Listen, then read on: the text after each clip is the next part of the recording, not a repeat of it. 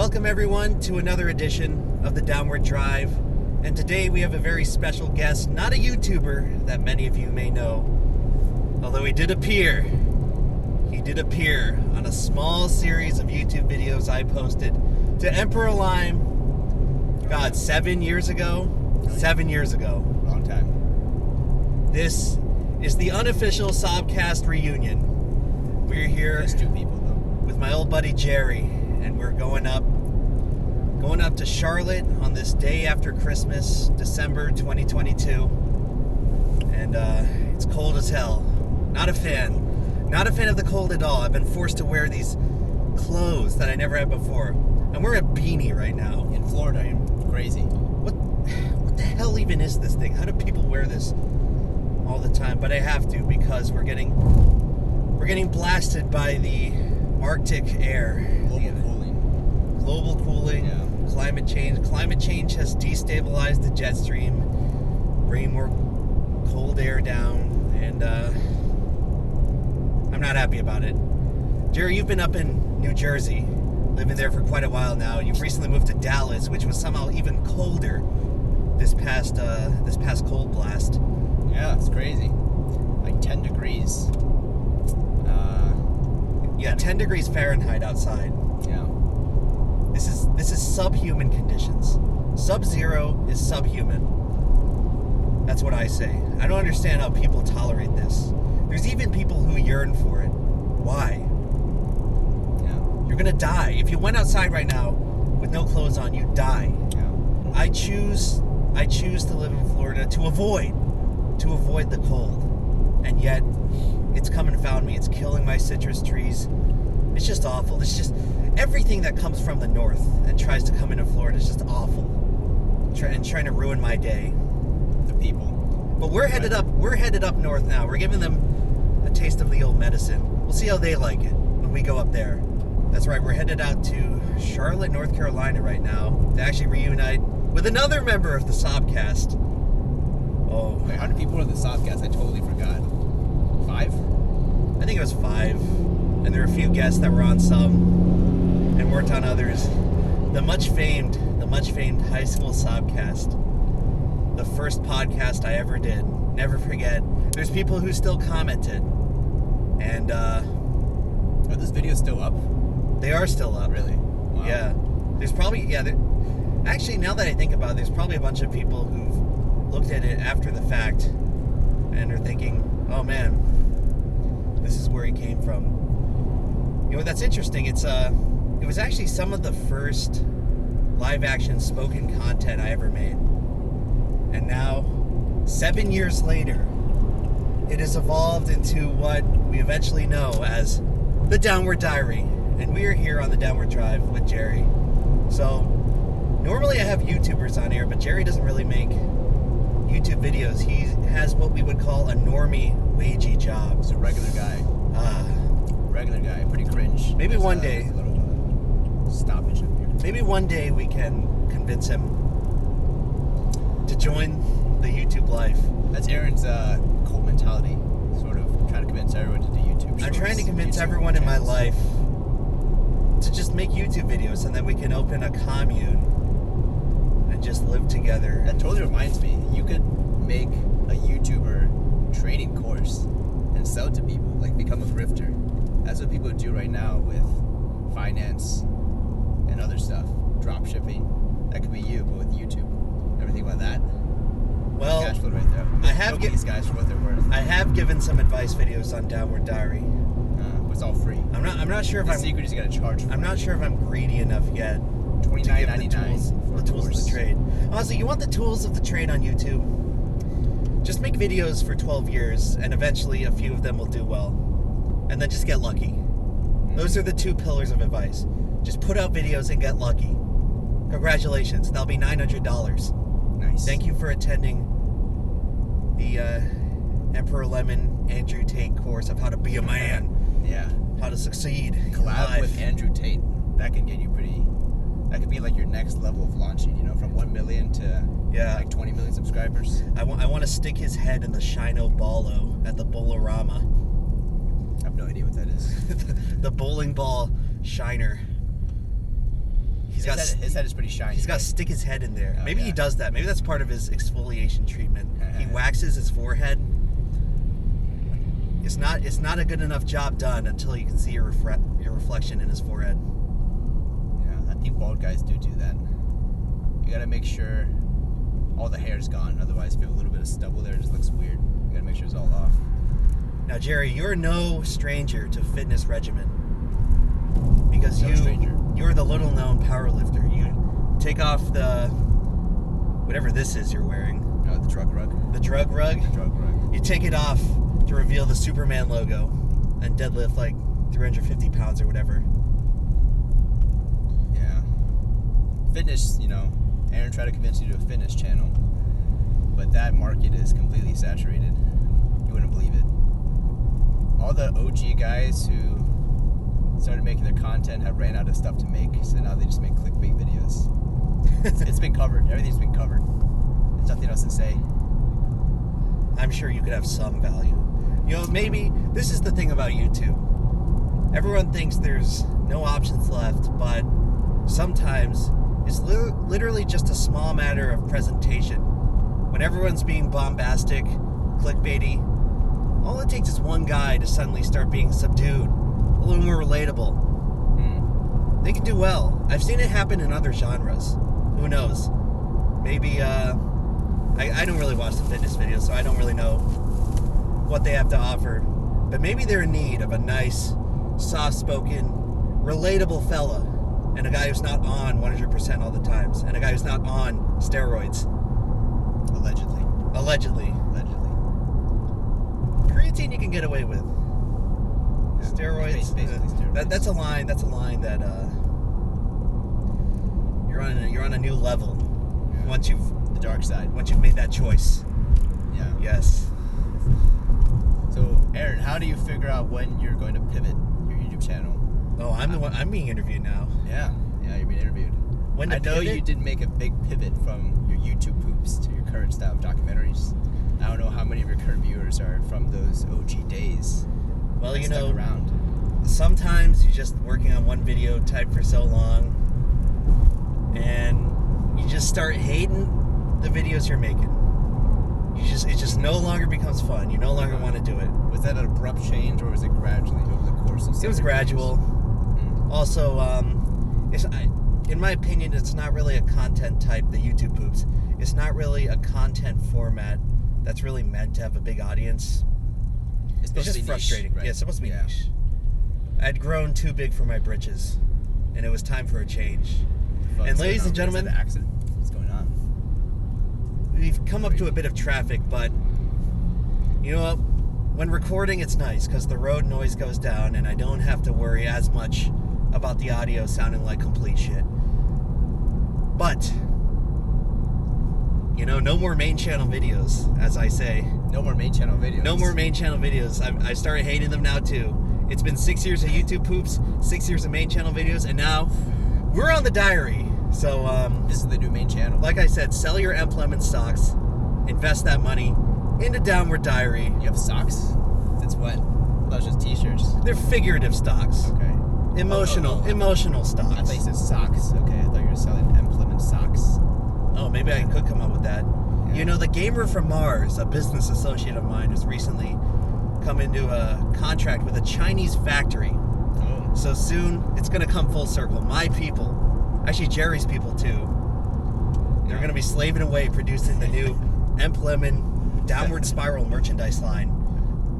So That's as American as it gets. the Employment Downward Spiral color-coded drug rug. Yes. That's coming out soon. Be on the lookout for that. Straight from Gamer from Mars, Factory of Happiness, down in Guangdong, China. But Jerry, you're not a YouTuber. You in fact work in an office. You work in an office from the movie Office Space. Yes. How about those TPS reports? Did you ever fill out a TPS report? Many a time. So you see, when I see you, Jerry, I see myself had I done the road not taken. Or I guess YouTube could be characterized more as the road not taken because it's more unconventional. Mm-hmm. But surely you recognize that your career path is, you need more luck to survive. I would say, right? There are no guarantees in YouTube. It's not as guaranteed as a regular job, you know. Get the regular job, you get that salary. Yep, You know, steady pay. no matter what happens, you're getting that money at the end of the month. Just don't get fired. Yeah. Don't get fired. It's a different way of doing things. It's different from what I've chosen to do, but it's quite interesting how 10 years ago, we were freshmen in high school. 10 years ago. Feeling a little older now. That was 10 years ago. I no longer feel young. I'm still 24. In the grand scheme of things, that's quite young. You're 24 as well, but Quarter-life crisis. I have been in one.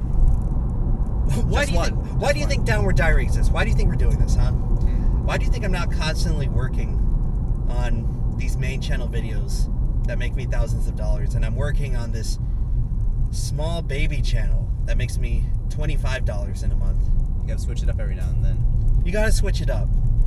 You get miserable. This is probably why it just never would have worked out for me in an office. So could we call this period a writer's block, or a little? Oh, I have been blocked on this script. Oh man, This Matrix script, man. Of Fuck which the Matrix. Of which there's not going to be a release because the main channel videos are over. It's canceled. I'm never doing It's it done. again. It's boring. Shut down. Waste of time. Huh. But yeah, I've been in a writer's block almost all year, actually. It's been hard. It's hard to write, man. It's hard to write effectively. It's easy to write mediocre. It's easy to come out with a run-of-the-mill, going through the motion script. You could totally just do that, right? Just pump out mediocre content for the rest of your life. That's what we were doing. Bring in the books. That's what we were doing in high school, in the IB program. Yeah. So IB, this combination of letters may be meaningless to many of you out there, but to the certain few, the certain lucky or unlucky, depending on how you categorize it, the certain few, those letters will have significance, and it will be very evocative to a formative period of your life, whether or not you were an IB kid or not. Kim Jong-un was an IB. Really? Yeah. He was under a fake name in Switzerland, I think. And after it was found out that that was in fact, the dictator of North Korea, his classmates recall him drawing like a bunch of pictures of Michael Jordan all the time because he was obsessed with basketball and Michael Jordan. So it kind of makes sense why Dennis Rodman visited him that one time. Yeah. Anyway, complete aside. IB. I actually got a comment on this channel, and once again, this channel's small enough where it's actually reasonable to read the comments. Don't know how long that's going to be, but I did catch this comment from some guy asking for advice about whether the IB program's worth it, what to expect, and I figure since we got another IB alum right here on the show, might as well explain our perspective. And honestly, for me, I'm going to come out and say I'm leaning towards it wasn't worth it. I'm leaning towards that. Because honestly, you don't take much with you from it. Yeah. It's debatable. It is definitely a more rigorous course load, which I think teaches you good time management, but it depends what angle you're looking at it It's like from. not just rigorous. At times, it's just rough. They just ask so much out of you. Depends on what you want. If you want to go to college, I think it prepares you to deal with that. I'm not sure, if you're talking about gaming the system for getting to college, I'm not sure if it, whatever, AP versus IB. So here's the big benefit. You come into college with a lot of pre-existing credits, a lot of public-private universities. They will accept IB exam. Like if you got a good grade on the IB exam, they'll accept that and credit you for certain courses. So depending on your situation, whether or not you're expected to pay tuition or whatnot, it could save you a lot of time. It helped our buddy Monty. He finished undergrad in like less than 3 years, right? Right, yeah. Something crazy. And it took me 4.5 years. I got exempted from basically 45 out of 120 credits for the bachelor's degree. Yes.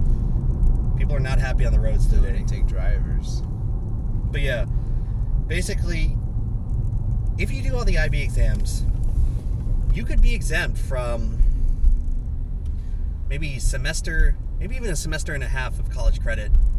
And that can be extremely valuable. Could be worth it. If that's if you're planning on going to college, and maybe if you have to spend that tuition, it could save you money on student loans. It can do all that just for a free program that you can take care of in high school. Now, granted, a lot of these schools that accept IB, they also accept AP exams, which you're perfectly free to take independently over whether or not you're an IB. So to suggest that IB is necessary for being exempted on college credits is not exactly true.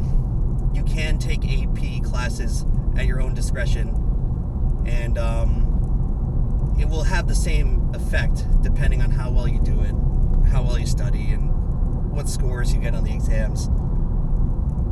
That's another option, and it does not make IB necessary in that regard. But it just so happens the IB curriculum is structured in a way where it's very conducive in giving you those opportunities. Like, I know we took a bunch of AP exams just as part of the IB track.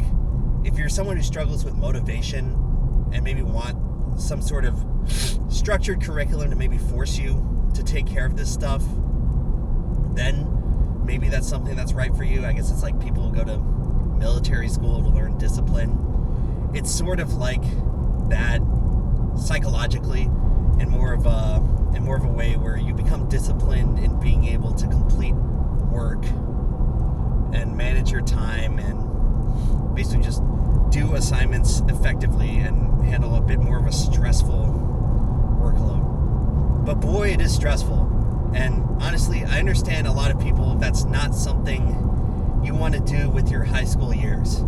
I perfectly understand it.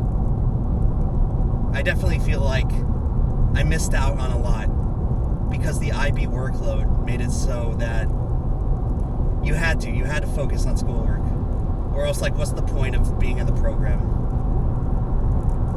I don't know. What about your college experience? Would you say you had fun? I had way more fun in college. Yeah. Mostly because I eventually went out of the mindset that IB creates, that you gotta just work really, really, really hard on, like, schoolwork. It actually got to the point where eventually in high school I was more prone to cutting loose. So that's obviously not an experience that everyone can expect, but for me there was definitely a level of repression that IB created, where I feel like I didn't get to experience these milestones or whatever that probably most people in high school do, because I was just so focused and so tunnel vision on just completing the work. And my God, is there a lot of it. My God, does it ask a lot of your time. I don't know. What do you think? Did you sort of feel that way maybe? Yeah, I guess. Let me see how to say this. I mean, compared to college, I would say IB was relatively easy in my experience. So I think it did a good job of sort of preparing me for that. You make an interesting point about robbing you of your high school experience. I don't know. I was watching this movie, To All the Boys I've Loved Before, 1 and 2. It's also like a third movie. But basically it's like a stereotypical, I guess, rom-com-ish teenage coming-of-age film. And whenever I see these films, for some reason I have a group of friends who are really into them. But anyway, when I watch this film, I was like, man, I feel like I've sort of missed out on the typical high school experience. Right. You know, it's water under the bridge. I think college made up for a lot of it. That's true. Yeah. So, overall, I'm not as jaded about IB as Aaron is. It's probably because, like, what I do now is almost like making YouTube videos. This is ultimately something I could have just been doing the whole time, whether or not I went to IB, and even most of the stuff I took in college. You don't think the curriculum helped you at all? Like, some of the English class, for example, you know, maybe. In college, since it's a more specific field of study, yes, some of the stuff I did was valuable to my career today, and I did learn a lot. I did learn a lot of skills that I do apply now to what I do. But most of the college classes, and definitely most of the stuff in IB, it just ended up feeling inconsequential at the end of the day in terms of my development. And who knows the other path.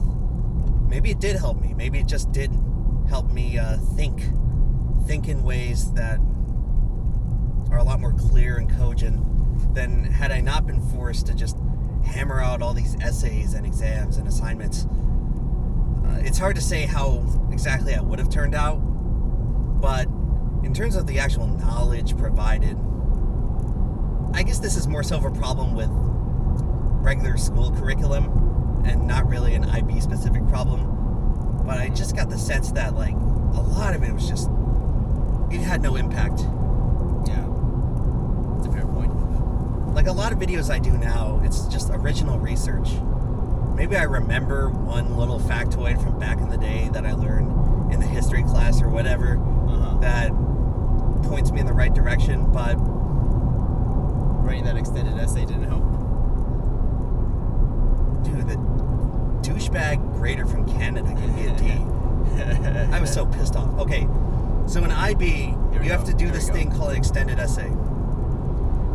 And it's like this 3,000 word research paper. It's like 3,500 word minimum. And you have to like load it up with all the citations and like argue it in whatever academic way, MLA, APA citations. And I did mine on professional wrestling, the Monday Night War between WWE and WCW. And viewers of the channel may recognize this concept because I actually adapted parts of that essay into what would eventually become my video on Monday Night Raw. So if it was good enough for YouTube, apparently not good enough for this grader from Canada. See, like, IB has like this international mindedness thing where like people in different countries grade the different assignments. And I just happen to get some douche in Canada who should go drown in a vat of maple syrup because he gave me a D. He like completely discredited my entire paper. And there was nothing in that paper that went against any of the guidelines. But because I'm not talking about like, oh, the genocide of some protected group, all of a sudden it's not a good historical topic. All of a sudden it's not valid. Sports history is still history. They said that in the guidelines. They said that. And there was nothing wrong with that essay. That guy just hated you. He gave me a D. Saw your YouTube videos and it's like, I hate this kid. Dude, he almost freaking flunked me. Because I wrote about something that was like not about a pogrom that happened in 1482. Jesus Christ. And you wrote your thing on history too. Yeah, about the dropping of the nuke on Hiroshima and Nagasaki. Another future Employment video. I should have just done that, but you know, I figure at the time, man, I'm going to be forced to write this 3,000 word essay. Might as well be something I'm actually interested in talking about. Oh no. Should have just wrote about the pogrom. What is your viewpoint on that, by the way? The nuke. The little spoiler for the video. Oh, absolute war crime. Absolute war crime? Absolute atrocity committed by the good old US of A. You know, that's the stand I took in my paper. But over the years, I feel like it's really hard to say. There's been multiple, revisionists and, people going back and forth about this topic. But at the end of the day, you can't really judge them, I guess. It was hundreds of thousands of civilians got killed. You could argue that the fire bombings were worse. Oh yeah. So yeah, I took this course in firebombing and bombing in general in college, and yeah, it's pretty bad. It was just civilians, man. It's pretty bad. Had any other country killed like 100,000 civilians, you'd never hear the end of it. But well, as the United States, it's mighty and heroic. But that's a conversation for another time. Feel free to disagree. Yeah. The point is, I should have written about some kind of atrocity, because the history professors or whatever get a real hard on when you talk about that. And you also got to justify it, Oh yeah. You can play devil's advocate. Justify a pogrom. Could be really fun. But no, professional wrestling, this hugely significant cultural event of the 90s, irrelevant, not worthy of getting a decent grade. God, and I'm still bitter about that. Oh. And it's ironic. Gotta let this guy pull over, otherwise this cop is gonna pull him over. Oh yeah, give me a ticket for going a straight line. It's ironic because now that's all I do. I write essays, many of which are about historical topics. Good enough for YouTube, not good enough for Mr. Canada over there. Douchebag. Yeah. But anyway, that's just one part of the IB experience. A 3,500 word essay that you have to do concurrently with all your other classes, which are also each asking essays of their own, and presentations and Spanish examination in front of the teacher. We have to speak Spanish in front of the teacher. Oh, that was one of the worst. Whatever, it's just a bunch of work. If you like doing work, if you find it satisfying to do work and complete tasks, by all means, IB is the thing for you. But if you value your personal time a little more and are interested in using high school to explore more personal and social development, then IB is probably not for you. I would not recommend it if you don't have the insane Asian work ethic.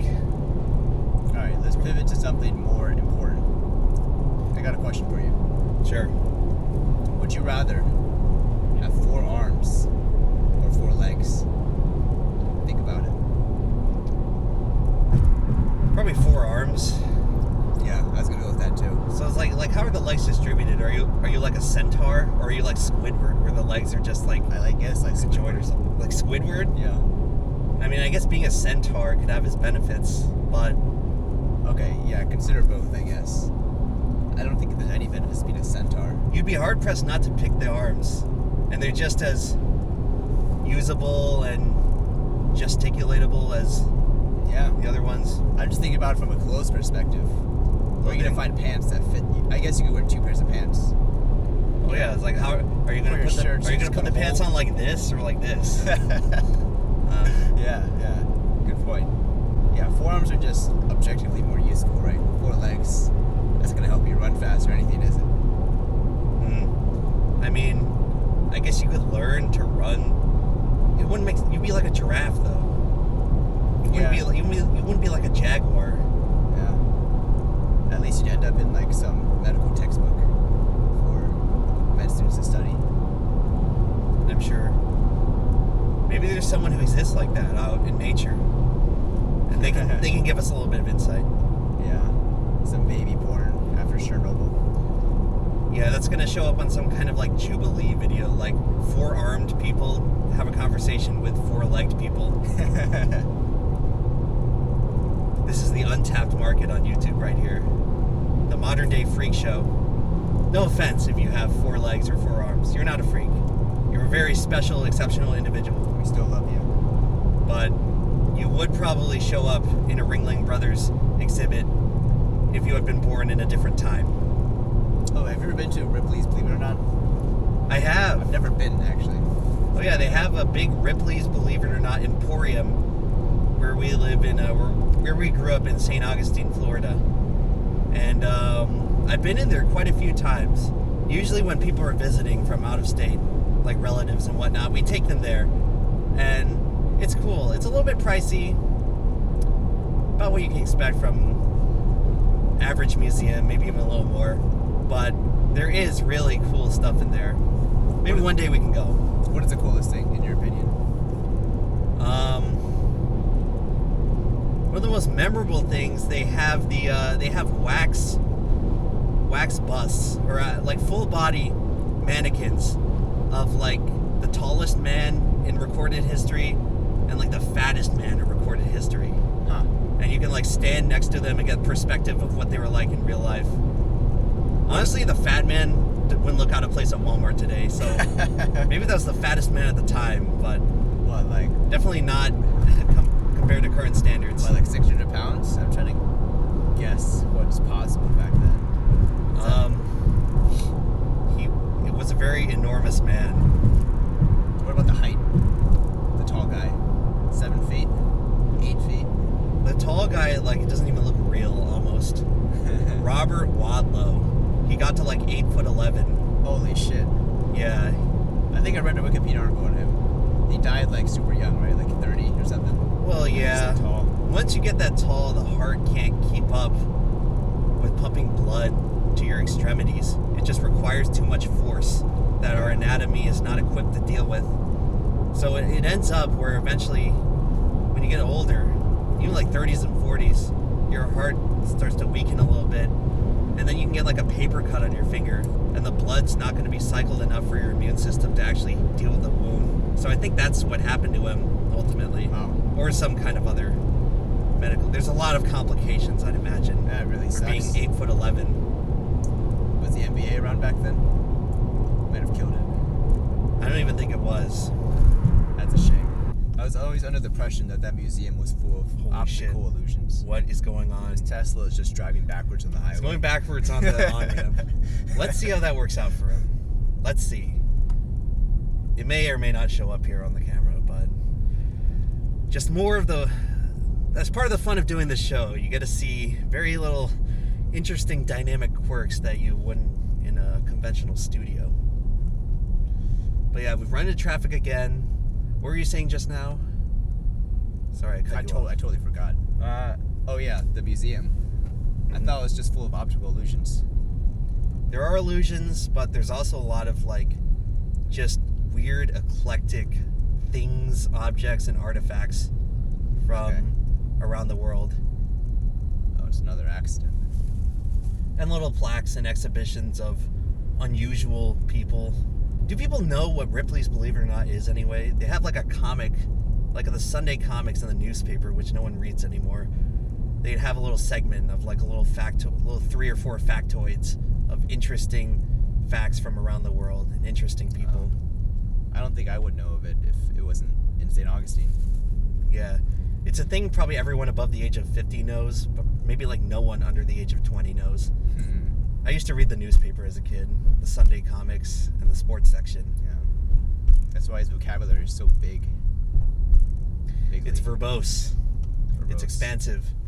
The best. Well, now I just write scripts, and I use the thesaurus on Google. Holy shit, 1 hour, 16-minute delay. Great. Great. I'm glad I'm traveling the day after Christmas.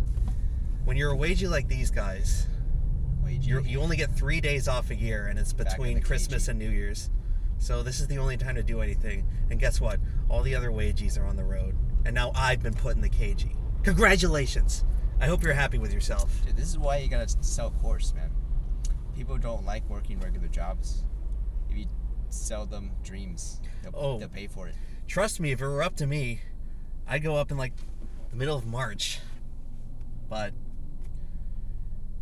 in America, you only get 2 days off a year.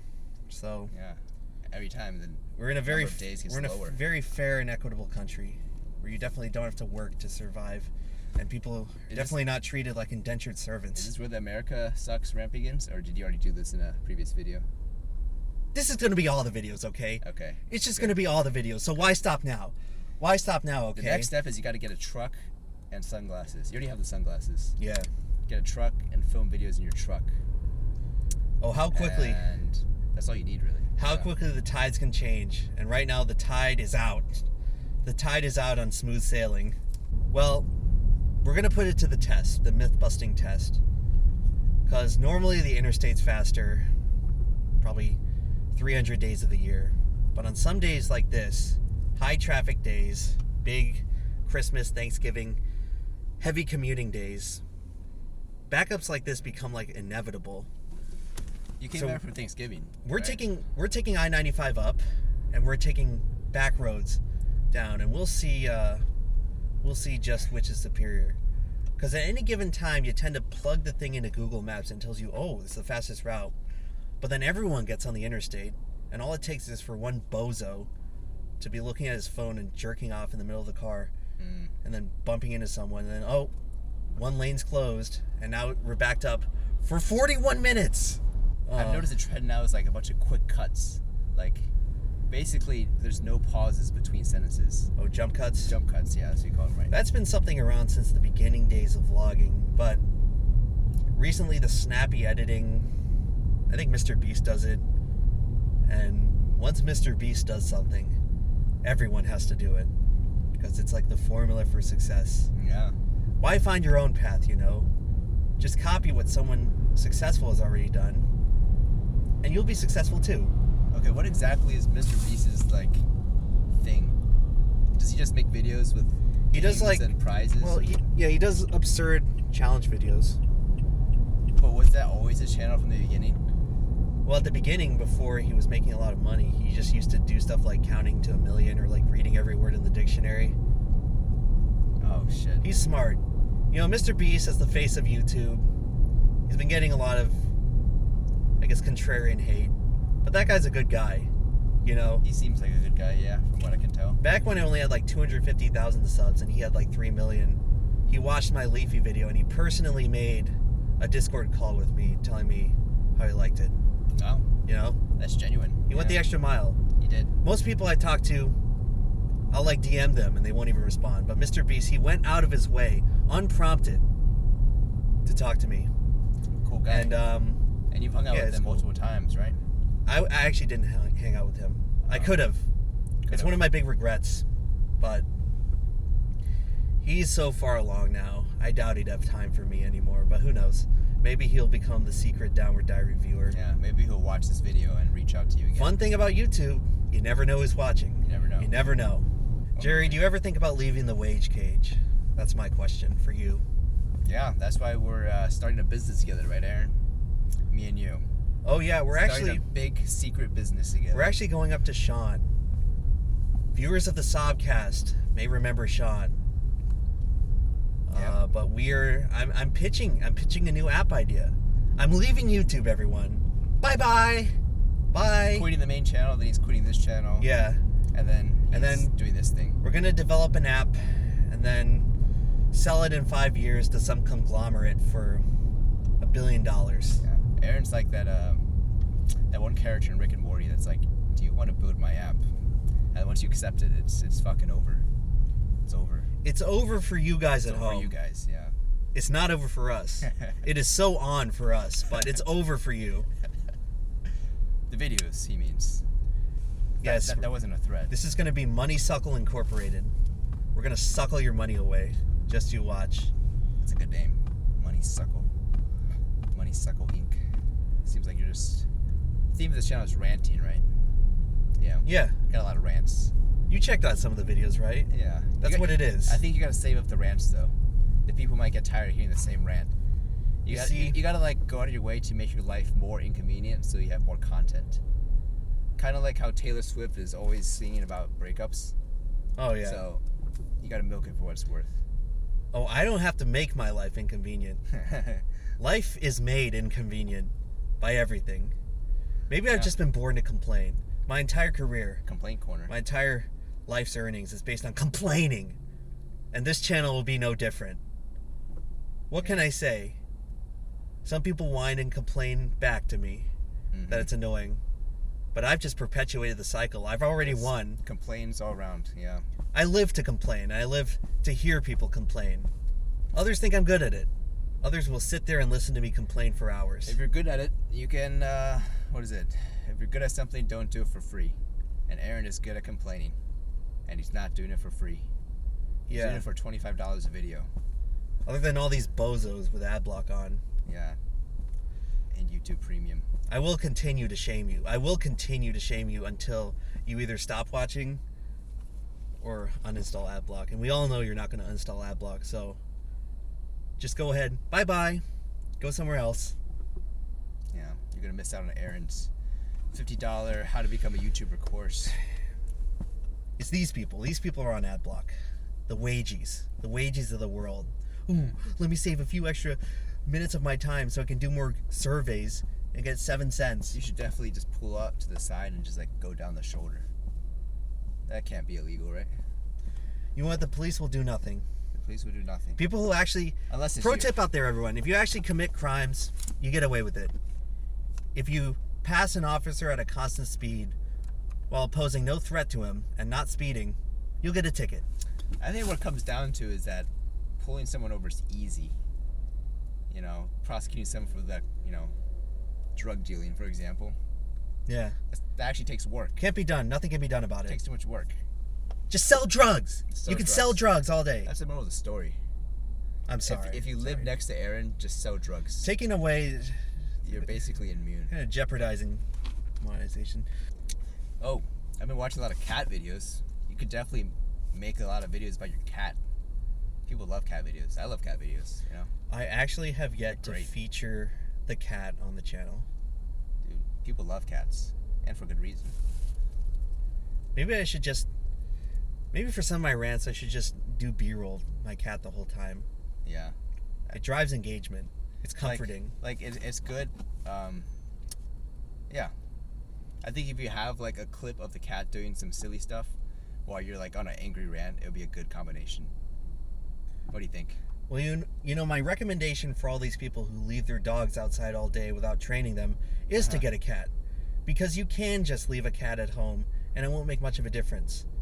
Your couch will be destroyed, but the cat will be fine. And it won't make noise and it won't disrupt your neighbors. And if your busybody life gotta go to Wage World every day, again, no offense, a cat is definitely gonna be much better off being left alone for hours than a dog. If that so is your required lifestyle commitments. But their lifestyle is drug dealing. That seems like a more of an at-home business. Oh yeah, well in that case you can just have fucking dumbass attack dogs that bark at me no matter how many times I walk by and prove myself as not a threat. Yeah. Definitely a dog fighting ring going on. $2,000 fence? Oh no! They're still gonna bark. Still gonna bark at me. I love being barked at, you know? Mm-hmm. Some would say that's why the downward spiral began, because you people at home started barking at me. Figuratively barking at me over these YouTube poops, and you put me on the downward spiral, and now we're on the downward diary. It just keeps going. It just keeps escalating. You want to complain? My brother. Infinite No one feedback. is better than me at complaining. No one is better than me. We're gonna die out here. Yeah. It's freezing out there. We're gonna run out of gas, run out of power. We're miles away from any stop. We're gonna die. You and I, all these people. Tell you what. These cars are going slow enough, you could probably siphon some gas from them while they're still going along at 2 miles an hour. I think it'll be good. Well, that's assuming that our gas won't get siphoned. Yeah. It's a dog-eat-dog world out there. It's a lawless society. Lawless. Every man for himself. Just screw everyone. Put everyone else in a worthless situation so you can get slightly, incrementally further ahead. That's how it feels to live in America. We really do live in a society. We do live in a society. We do. It's been nice. You know what? That's why the Sobcast was called the Sobcast, because all I do is go on there and sob. And that was the very beginning of the downward spiral. When I first started to get corrupted by society and I had all this stuff to complain about, the parking at our high school. Oh, believe you me, I have not forgotten. Have you forgotten, Jerry? Kind of, yeah. Kind of forgot until you reminded me. Well, I haven't. Emperor Lemon. Emperor Lime. Is that what it is? Emperor Lime. 2015, the Sobcast. It was a whole podcast about complaining. 7 years later, almost 8. It is still up there. Wow. It is almost 2023. Almost 8 years since the beginning of the Sobcast. Nothing has changed. We have been complaining every year since then. What is this Complaining now, complaining forever. If you want the bonus Emplemon content, some of which is quite a bit more offensive than you could even imagine, head on down to Emperor Lime. Why not? It's not monetized. I tried to apply for monetization on the channel one time and they rejected me. But they didn't reject the Downward Diary, which is why this is the future. No, you have a lot of videos in here. Emplemon. Complaints now, complaints then, complaints forever. And hope you enjoyed talking to Jerry. See you next time. Maybe we'll get Sean on another one. Yeah. Who the hell knows, though? Let's film one while we're hiking. How about that? We're probably not going to get there, but Yeah, we're whatever. gonna die in a car crash. If we get stranded out there, send out the funeral hearse or whatever. Take me away. Yeah. I knew I'd die in Georgia. This awful, awful state. as long as this footage makes it Valerie and I'm green, I'm happy. Well, take care, everyone at home. Hope you had a Merry Christmas. This is probably coming out in January, so it won't even matter. But, yeah. I hope that if you wind up in a traffic jam, maybe you'll tune in to another episode of The Downward Drive.